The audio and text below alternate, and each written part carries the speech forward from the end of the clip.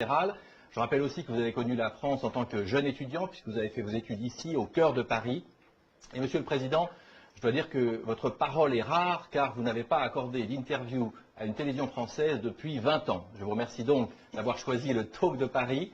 Je dois rappeler aussi qu'on vous a surnommé le Sphinx, parce que vous êtes un homme qui parlait peu, et donc quand vous parlez, on vous écoute avec attention. Je voudrais tout d'abord vous demander, puisque vous êtes à Paris, que vous avez rencontré le président Sarkozy, comment vous pourriez qualifier ces relations aujourd'hui, cette nouvelle page qui s'ouvre des relations franco-camerounaises, et d'abord, comment ça va personnellement avec le président Sarkozy? Bien, je vous remercie. Mes premiers mots seront de remercier le président de la République française, M.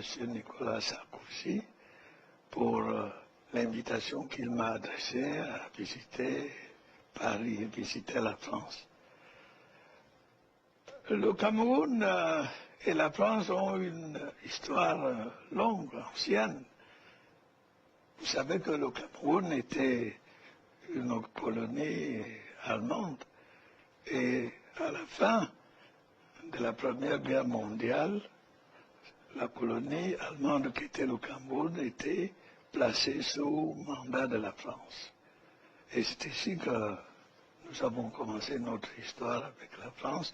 Après la Deuxième Guerre mondiale, le Cameroun était de nouveau placé sous la tutelle de la France. Nous étions administrés, gouvernés par des hauts commissaires français. Et c'est dans ce cadre-là que moi j'ai fait mes études au Cameroun, au lycée Leclerc, qui était un lycée dirigé par des professeurs français. Et après notre bac, dans les années 56, le bac était corrigé à Porto. J'ai obtenu une bourse pour la France.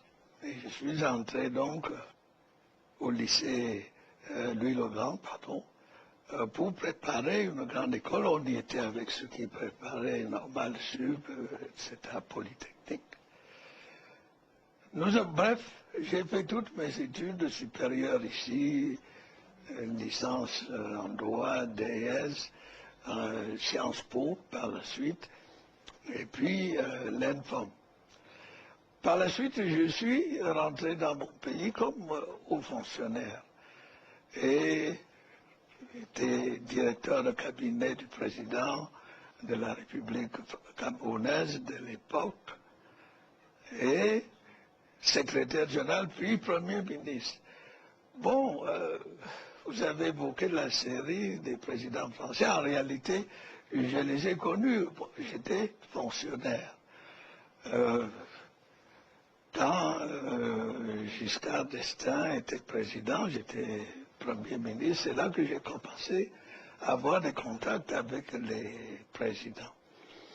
Mais en réalité, mes contacts avec les présidents ont réellement commencé avec Mitterrand, puisque je suis devenu président en 82, avec le président Mitterrand, avec le président Jacques Chirac et aujourd'hui avec le président Sarkozy.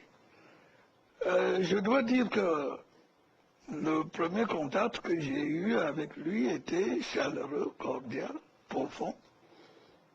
C'était un politicien chevronné, un homme qui connaît les problèmes, connaît l'Afrique, et je suis tout à fait heureux de noter cette continuité dans la relation entre la France et le Cameroun. Alors, vous dites continuité, et en même temps, Nicolas Sarkozy incarne une certaine rupture, un nouveau ton, un nouveau style. Est-ce qu'il y a rupture ou nouveau style, nouveau ton entre la France et le Cameroun aussi? Et est-ce qu'on a tourné la page de ce qu'on a appelé la France-Afrique? À vrai dire, d'un bon point de vue, je pense qu'il y a peut-être plus de rupture dans la forme, mais continuité dans le fond.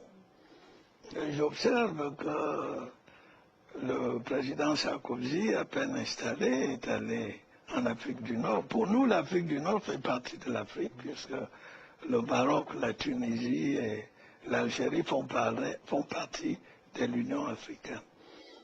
Ensuite, il est allé en Libye, à Dakar.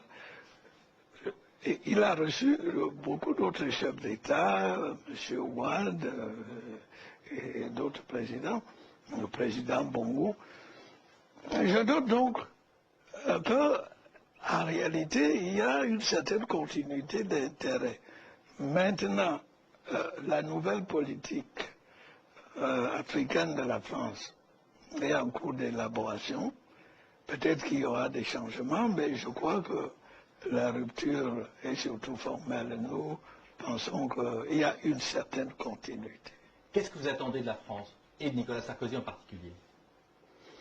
Ce que nous attendons de la France, c'est qu'il continue à accorder une coopération, une amitié à l'Afrique. Nous avons des liens anciens, des liens culturels. Au moment où nous assistons à l'impérialisme linguistique de certaines langues, il n'est pas inutile de préserver un espace où on parle français.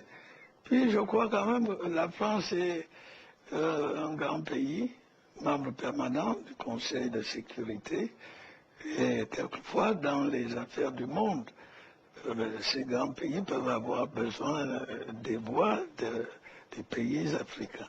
Nous attendons qu'on continue la relation économique, culturelle, financière qui a toujours existé.